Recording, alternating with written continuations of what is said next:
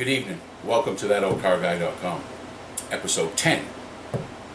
So tonight's episode is called The Daily Dozen, which is the 12 things that you must focus on all month, which kind of stacks on top of the 5 things you must do every day to be successful, and some of those 5 things are in here. Before I go into that, I want to give a shout out to the inspiration for this video. And that is a salesperson and a very good friend of mine named Zach Bentley, who worked for me in Lexington, Kentucky, who now lives in Florida. Zach ended up becoming engaged to this beautiful girl named Crystal, who had 3 beautiful kids. One of the children's names was Zach. Kind of funny. Crystal's husband was killed in military service. So Zach came in as Zach the dad. Younger guy, very polished, worked hard, wanted something more for him and his family. So his stepson, Crystal's oldest, Zachary Hack, had a love of motocross. Hence the helmet. Zach always rode motocross.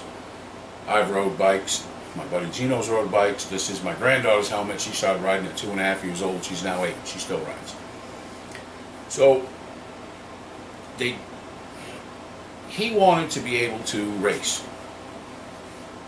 So Zach left his job, told me what he was doing, moved to Florida, bought a beautiful place, a lot of land, close to his stepson's grandparents, close to Crystal's parents. They started working with Zach to ride. He spent the last 2 years riding, and this week, right now, as we speak, after only 2 years on the bike, he is at the Loretta Lynn Nationals in Tennessee as one of the top 42 riders in the country for the 7 and 8-year-old division in the country. Now you might think, okay, how many 7 and 8-year-olds ride? Thousands. Thousands. I have Texas coming to me as an update on just number 24 in the 7 or 8-year-old division every day to see how he's doing. His first race was today. So, with that in mind, I've been talking to Zach back and forth. That old car guy is actually going to help out the kid because we want to help people that serve the military, serve the life. This young man is very focused. He rides 3-4 hours a day, gets home from school, does his homework, gets right back on the bike, wants to ride, wants to practice. They've been all over the country to make sure that this young man could get everything he could. But it's the car business that got Zach to that point, so he could be able to do this. So your daily dozen checklist is something that's very simple. Now, for the first time, you guys are going to see me read something because I want to make sure I get it right. Okay? So, first thing you got to do, and this isn't even on the checklist, this is the top. Get serious about selling cars and making money. To be effective in sales, you got to use your time effectively. What does that mean? Don't be hanging out outside, you know, with the guys complaining about the managers, this and that. You guys have all heard me talk about that before, okay? You got to use your time effectively. Follow the daily rules of selling and success and watch your sales and income skyrocket. Well, depending on the area you're in, they might skyrocket or they just might increase. But over time, if you increase 3, 4, 5% every month, or every 2 months, in 3 years, what do you got? You got a 100% increase. You can literally go to selling 5 cars a month or 6 cars a month your first couple of months, and the following year you're selling 20, 25. How many of the other green peas or new people that started with you are going to be able to say that? So, number 1, leave any problems at the curb. That's very simple. You had an argument with your wife, you got something going on, you got this. You guys have heard me talking about this before. My wife doesn't call me on my cell phone. She shoots me a text or an email Leave your problems at the curb, because if you bring your problems to work, I don't care what you do in life, if you bring your problems to work, you're not going to be successful. Okay? Do your good morning walk through the dealership. This is something that I did as a GM. I was taught this years and years and years ago. If the sales department open at 8 or open at 9, most GMs get there. You know, if the sales department opens at 8, GMs will get there at 8:15, 8:30, maybe 8:45, so they can have their 9 o'clock meeting with their sales managers or whoever. My service departments open at 7. I was there by 7:15. I went to service, I went to parts, I walked through and talked to every tech. You can call Bowling Green, you can call Lawrenceburg, Kentucky. There's a bunch of places you can call. I walked through and I talked to every tech, I talked to every service writer, then I talked to my service manager, then I talked to my parts manager. I left the service and parts manager for last. For why? Because the techs only expected me to talk to the service and parts manager when I walked through. I went and talked to the techs first because I wanted to know what was going on. You'd be amazed as a leader what you can find out when you talk to the ground people. But as a salesperson, it's the same way. If you walk through and you start talking to the techs, how many techs do you think? So let's just say you got 10 techs back in your shop. How many of them know people that want to buy a car? If you're the only one talking to them, who do you think they're going to send their customers to? You.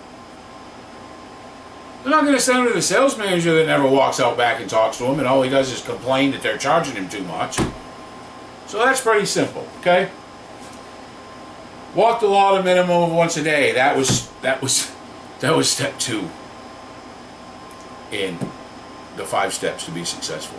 Walk your lot, know your inventory. I'm not even going to go over that one because it's that simple.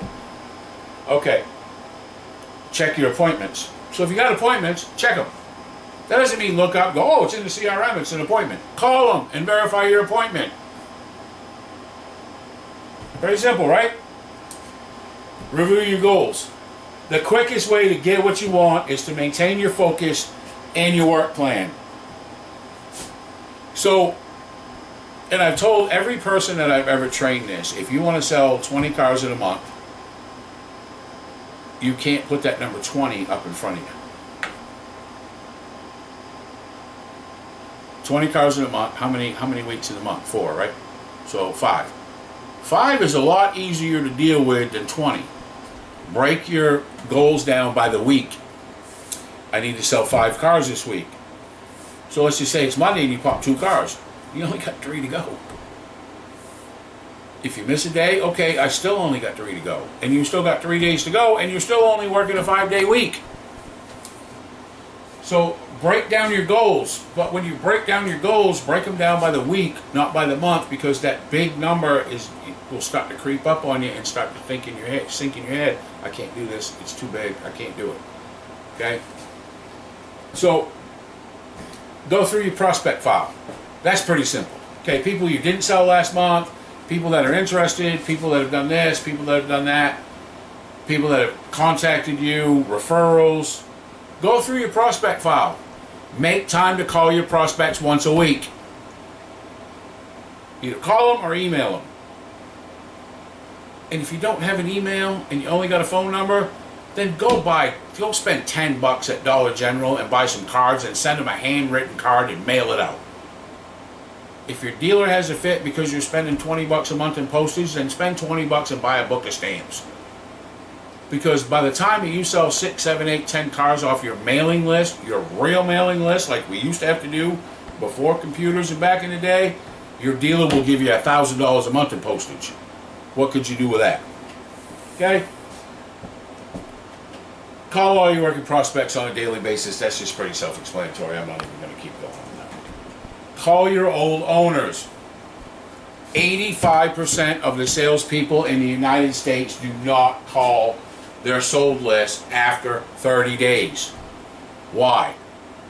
Because you already got your CSI score done. You sold the car, you called them, reminded them about the survey. They did the survey, they gave you 100%. You financed them for 72 months or 84 months at $600 a month, and you think they're out of the market for the next 7 years or 5 years. So you forget about them. What about all their friends that keep asking them about the vehicle they bought? What about their relatives? What about their kids? It's an endless, what one customer, one person that you sell is worth 5 deals a year. One person you sell is worth 5 deals a year. If you just would follow up. And I don't mean to yell, but damn it, I have fought this for 20 years as a manager. I've picked up the phone and called customers and said, so, Mr. and Mrs. Smith, Joe tells me that that you bought a vehicle because you like the options better. No, we were driving by and saw it up front and we hadn't heard from Joe in 3 years. Or, no, we had a problem in service, we called Joe and he said call the service manager back. Customers have problems, they should go to their salesperson first. I know salespeople, you don't like it, but if they're not happy in service, you can't sell them again. So if they call you and tell you they got a service problem, try to fix it. Go to your manager, go to your sales manager, go to your general manager. If they don't fix it, go sit down with a service manager. Figure out a way to fix it. One customer is 5 deals a year. So if you sell 10 cars in 1 month, you should sell 50 cars over the next year to all the people they know. Come on. It's not that hard. Call your own owners, which I just went over. Prospect call or sell personally at Tweaks 20 new prospects. Now, all of us say that, okay? So there's some areas that some of you are in small towns. There might only be, like the town I live in, there's 22,000 people. 20 people a month? After 9 months, I'm soaked, I'm done. So, but prospect, when you go through the drive-thru, I know it sounds corny. I had my staffed event business. We were in Sanford, North Carolina. Look it up on the map. 12,680 people. They had done a staffed event every month for 6 months straight. I was the lucky one. They got contracted to go do it the 7th month. And one of my salespeople go through the McDonald's drive-thru to get himself some breakfast. Asked the guy in the drive-thru. Guy said, I like the car you're driving. He goes, well, I can sell you one. The guy goes, well, I've tried to get approved. I can't get approved. Wrote his name down because he didn't have business cards. He was a staffed event guy. Didn't have business cards, so he wrote his name down and passed it to the guy on the receipt. The guy came down, walked through the door. 4 guys jumped right on the guy. Can I help you? What are you here for? I'm here to see Dylan Park. He was driving through the drive-thru today and told me he could help me. Dylan brings me the deal, does a credit app, says the guy would take a Chrysler 200. I sent it in on a new Dodge Dart. Lo and behold, Chrysler Capital approved it. Imagine that, Chrysler Capital approved somebody. Dylan sold 9 cars that week. 8 of them were to that McDonald's employees, including the manager, the general manager. Oh, and by the way, he sold the owner of that McDonald's a brand new Ram, a $58,000 Ram. He sold 9 cars, 1 off the flyer, 8 off referrals. And the dealer looked at all his employees and said, how can a guy that's not even from here sell 8 cars to the McDonald's employees and you guys haven't sold 1 to them in 2 years?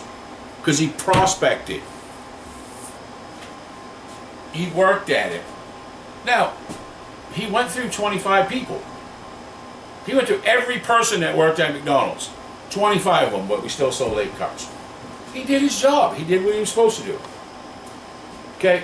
Know your ratios. What does that mean? Okay, so if you are a average salesperson and your closing ratio is 20%, to sell 20 cars, how many people do you got to talk to in a month? It's 100. If you sell every 3rd person that you demo, okay, so 1 out of 3, you demo 3 cars, you sell 1 car. Pretty simple, right? So, let's see, so 3, you got to demo 120 people to sell 20 cars. So you get 120 people to drive a car, you'll sell 20 cars. Know your ratios, track them. The dealer's not going to do it for you. They all say they do. It's not. You're the only one that's going to know your true ratios. And don't lie to yourself. Do it honestly. Yeah, I know I only talked to Joe out on the lot for 2 seconds because he said he was driving through and he was delivering dry cleaning to, the salesperson next door. It still counts as somebody you talk to. Do your ratios correct and you'll know what you need to do every month. I have salespeople to this day that tell me, Tim, I got to talk to 270 people this month and I'll sell 25 cars. Sounds like a lot of people, right? Take 270 and divide it by 4.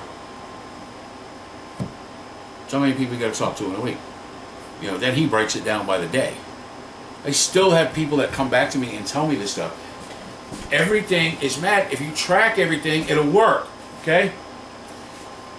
Take time to sharpen your saw. What does that mean? Okay, so that means don't be standing up. When you do have downtime, and listen, we all know you have downtime. I have downtime. Everybody has downtime. When you have downtime, watch a YouTube video. Mine to be, hopefully. But watch other ones. Learn to read books. Look at stuff. Look up the master of all. Okay, the biggest guy in the world, and a lot of you new guys don't even know who he is. Joe Girard. Add him on Facebook. My wife talks to this guy at least once a month on Facebook. She has him on Facebook. She engages with him. Talks to him on Facebook. My wife's not even in the damn car business. Listen, if Microsoft will pay Joe Girard to go speak $500,000 at 70-some years old, y'all might need to pay attention. He's in the Guinness Book of World Records. Back in the 70s, he was selling 100 cars a month with 2 assistants. And when his managers tried to balk him, he got his managers fired. The dealership was selling 120 cars a month. Joe was selling 100 of them. Look up Joe Girard. Look him up on Facebook, Google him, read his stuff. Okay? Stay away from negativity. We already been over that, so I'm not even going to go over there. But just stay away from my manager's horrible, this, that, blah, blah, blah, blah, blah. Nobody likes this, nobody likes that. That doesn't make you any money. I mean, everybody has problems in their life. Everybody has managers they don't like. I had a GM I couldn't stand. I wanted to take him out back, and I was a sales manager. I wanted to drag him out back by the shirt and beat his teeth in. But you know what I did instead? I just put up numbers every month that there was no way he could get rid of me. And then when it was my time to leave, I did it on my own. And then I told the owners of the company, I'm leaving because of him. Have a nice day. Was it right? Who knows? It was a long time ago. It was like 25 years ago. But it felt good at the time. And to this day, that GM still calls me and tries to get me to go to work with him. Never going to happen, but it's fun when they call you back. So, and then the last thing, number 12. This is very simple. Make sure you're doing something every minute of your day that makes you money. Okay, talking to Johnny 7 car doesn't make you a damn dime. It doesn't. And the camera's shaking because my wife is laughing because she's heard me say this. My producer, is laughing. My wife. We have expensive studios here at thatoldcarguy.com. That's why I can charge what I charge, because I don't have a big production studio and all that. Because what I'm telling you is the truth. Your dealers will tell you. There'll be dealers that say, I'll never hire that guy. He's not professional enough. He doesn't do this. He doesn't do that. But here's the deal. What I'm telling you is what all these top trainers are going to tell you, and they're charging your dealer $15,000, $20,000 a week or a $5,000 a month retainer, and they're not there ever, and they send somebody in that doesn't even know the program. So do something productive every day, because what you do is how you make a living. And I'll end it with this. I'm in my little 12 by 28 shed, which you've all heard me talk about. This is my little bar room. Okay? Out front is not done yet. My toolboxes are over there, which I have more toolboxes than most of your mechanics do. My saw is this and that because we're redoing the house. But tomorrow I'm going to see a friend of mine on a lake in Maine, and I'm going to go help him out. Not in the car business, just a good friend of mine. But while we're there, we're going to look at a lake house that has 3 acres of land and 300 feet of lake frontage, and it's a year-round home. And if I like it, because of this business, I'm going to buy it. And I'm not talking about going to the bank getting a loan. I'm talking about writing a check. So, think about that. Lakefront property in Maine. $294,000. If we want it, we're going to do it. If we don't, then if it doesn't work, we won't do it. Now, that means I'm going to have to work another 5 or 6 years if I buy the place, but I'm still only 52. So, I'll be 53 in September. You know, everybody's ready to bury me, but I got another 10, 15 years left in me. So, my point is that you guys, you got to have a goal, okay? And your goal has to be what your family wants and what you want to succeed. You know, like the 7, 8-year-old kid that is at Loretta Lynn's racing his heart out in the top 40 with the top 42 kids in the country. It really doesn't matter if the kid gets in the top 3 or if he comes in the bottom 5. Out of 2,000 or 3,000 kids that tried to qualify this summer, they only took 42, and he's there. You don't get that without drive. If a 7 or an 8-year-old kid can do that, there's no reason the rest of you can't. So with that in mind, if you guys have any other questions, and if you want the complete training manual, all 100 pages start to finish, www.thatoldcarguy.com. Email me, timp@thatoldcarguy.com, or 207-385-6718. And here's the better thing. If you'd like to have me in your store, tell your dealer, pony up a little bit of money. I'm not that expensive. Matter of fact, I probably should raise my prices, but I won't. Have them call me. I'd love to come in and spend a week with you guys. Y'all have a good night. Keep selling.